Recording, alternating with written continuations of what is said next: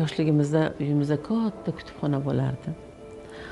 Va 50 tomlik, 100 tomlik kitoblar bo'lardi. O'sha tomlarga juda ham hammani ham yozila olmas edi-da, unga yozilish kerak edi va yillar davomida keyin uni sizga keyin o'sha buyurtmangiz kelar edi. Biz u kitoblarni rosa intiq bilan kutardik. Chunki dadam juda ham kitobxon edilar, rahmatli. Biz o'sha kitobni yaxshi ko'radigan, kitobni sevadigan, kitobni ardoqlaydigan oilada katta bo'ldik-da. Chunki onam rahmatli 5 yoshlaridan Qur'on o'qigan ekanlar. Va butun hadislar, o'sha tarixiy, diniy hikoyalar, rivoyatlarda aytib berardilar. O'zlari arab yozuvida o'qirdilar-da, keyin bizga aytib berardilar. Imkoniyatlar bo'ldi. Qur'on ulug' kitobimiz tarjima bo'ldi. Ana shu keyin tarjimalarni o'qib o'tirganimda o'zim ham endi o'zimni jamladim. Hech narsaga hamma narsadan o'zimni uzib tashlab bir uyga kirib Qur'onni o'qiyman deb jamlandim-da. Ana shu o'qiyotganimda ko'p joylarda yig'ladim. Bilasizmi? Nega desiz, olima onam.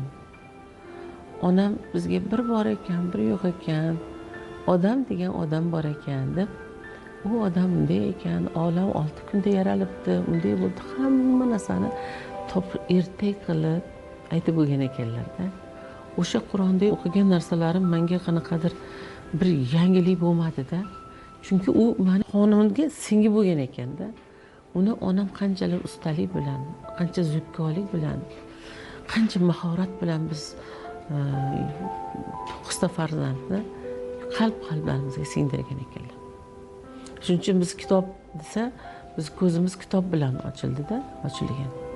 Yana o'sha eng tegma, borma, ushlama deb haligi doim bizni saqlaydigan, bizni itarib turadigan bir narsa burcha bo'lardi-ku, o'sha haligi aytganim kitob javon bo'lardi. Dadam rahmatli kitobni buklama, kitobga chizma, kitob o'qib bo'lgandan keyin o'qishni boshlaganingda alohida bitta daftar tut va o'zingni mulohazalaring, kelayotgan mulohazalaringni yozib yurgin dedilar. Mana shu odat bor. Hozir ham bitta kitobni o'qisam, albatta yozaman. Bir qachonlardir vaqt kelib, kerak bo'lganda o'shani topish oson bo'ladi. Dadam juda ham qattiq ehtiyot qilardilar kitoblarini. Keyin boshqa kitob olib o'qisak, to'xta derdilar. Bu kitobdan keyin buni o'qiysan. Bunga hali tishing o'tmaydi. Qarang, hozir mana bugungi kunda hammani o'qi deyapmiz, kitob o'qi deyapmiz va o'qishyapti bolalar. Biz ularga nima kitob berishni ham bilishimiz kerak ekanda.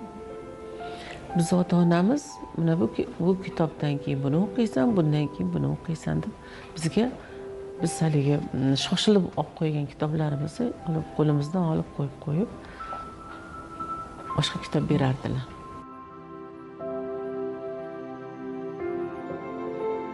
Beshinchi, 6 sinfda o'zbek xalq ertaklarini o'qib bo'ldim. Undan keyin boshlandi o'zimiz adabiyotni. Undan keyin rus tilida orqali tarjima qilingan jahon adabiyotiga o'tdik. Keyin maktabda shunaqa bo'lardiki, kim o'zlariga kitob o'qirdik.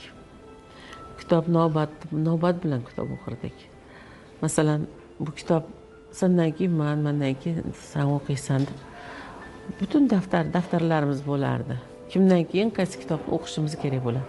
U kitoblar o'qiganimizdan biz bo'yimiz o'sganini ko'rsangiz endi, ruhimiz o'sganini ko'rsangiz endi, ana shu 8-sinf, 9-sinf biz o'zimizni taniy boshlagan, balog'at yoshiga yetgan bir paytimizda o'zbek adabiyotida zabardast insonlar kitoblar chiqara boshladi, maydonga kelishdi.